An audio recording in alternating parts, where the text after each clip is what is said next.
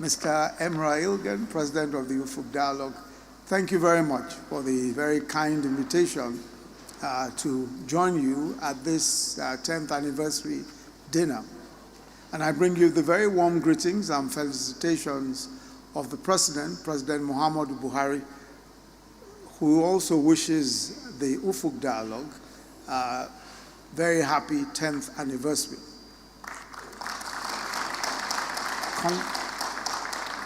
Congratulations to the Ufuk Dialogue Foundation on 10 years of significance and impact. Your work in promoting unity and peace through inclusive dialogue has been nothing short of priceless. The impact of platforms like this builds on an honest commitment to fostering peace and productive nationhood can be missed by the imperceptive, but they constitute the foundational principles upon which all great civilizations are built. Principles such as dialogue, consensus, mutual understanding and respect, a celebration of diverse perspectives and cultures that translates into a solid, colorful whole. And this kind of diversity, in many ways, is what constitutes the beauty and magic of Nigeria. It's not hard to imagine how much more force we can be when we fully harness the opportunities that our multi-ethnic, multicultural, and multi-religious makeup present to us. And this is where your work in Ufuk Dialogue, in advocating and espousing dialogue, and creating bridge-building platforms and opportunities has proved its importance. We wholeheartedly commend you. At the root of what we consider to be the resilience of Nigeria as an entity, and perhaps Nigerians as a people, is a history of constant negotiations. We've not always gotten it right, but we've never stopped talking. We've never stopped reaching across our subtle and sometimes not so subtle divides to forge an understanding of each other and to fashion out evolving systems for our mutual existence.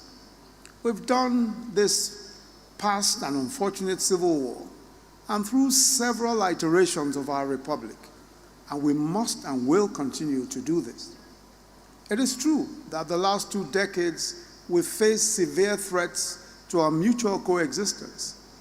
Violent extremism in the north has resulted in the northeast in particular, has resulted in the destruction and unfortunate loss of lives of many.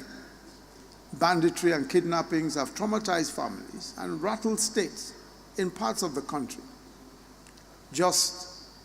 And also, we've seen agitations, secessionist agitations, especially in parts of the south and the east of Nigeria in particular. And these have affected and slowed down economic activities in those parts of the region.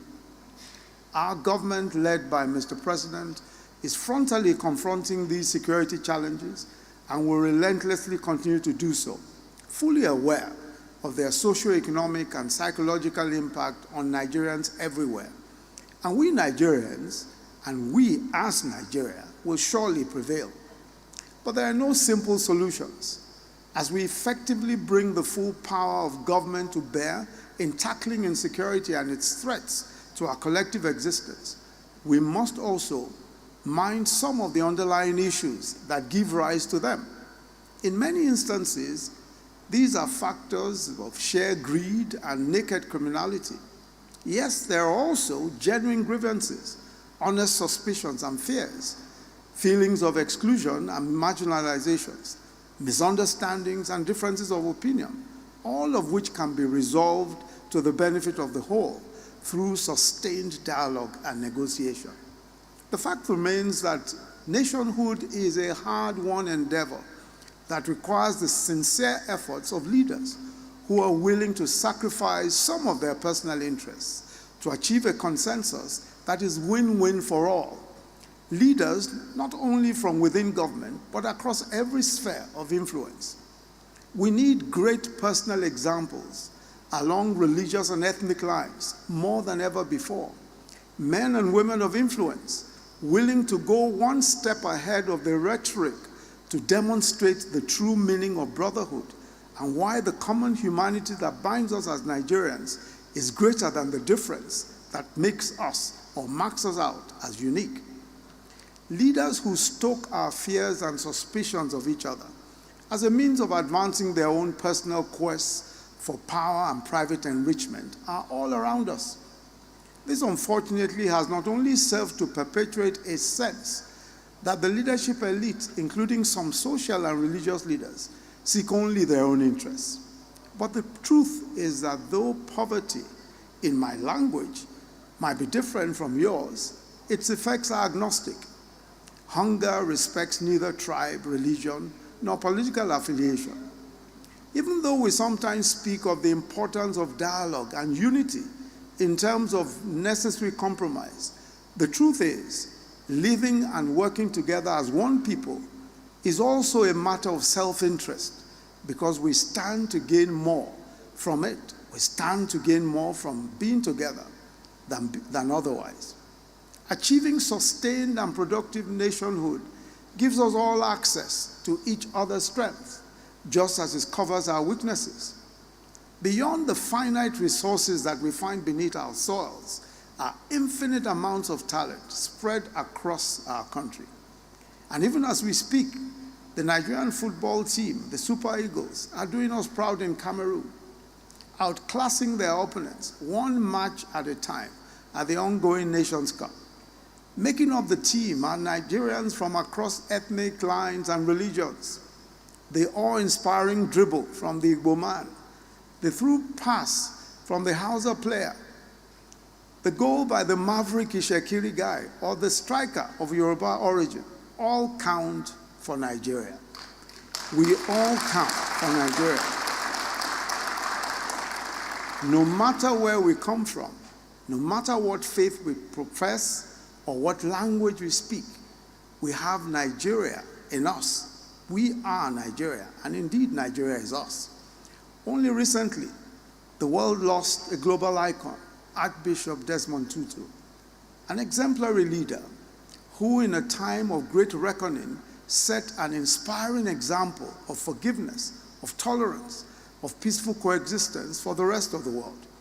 But Archbishop Tutu's lasting legacy is the credo of Ubuntu, the notion that a person is a person through other people, that my humanity is tied to yours. And as the great Archbishop so beautifully rendered it in his own words, and I quote, he says, "We think of ourselves far too frequently as just individuals, separated from one another, whereas you are connected and what you do affects the whole world. When you do well, it spreads out. It is for the whole of humanity," end of quote. Variety and diversity are to be enjoyed and not weaponized. It is the wisdom of unity that makes the different sounds and tones symphony and not chaos. Let the symphony become louder. Let me again congratulate the Ufuk Dialogue Foundation on your 10th anniversary and to wish you greater success in the years to come.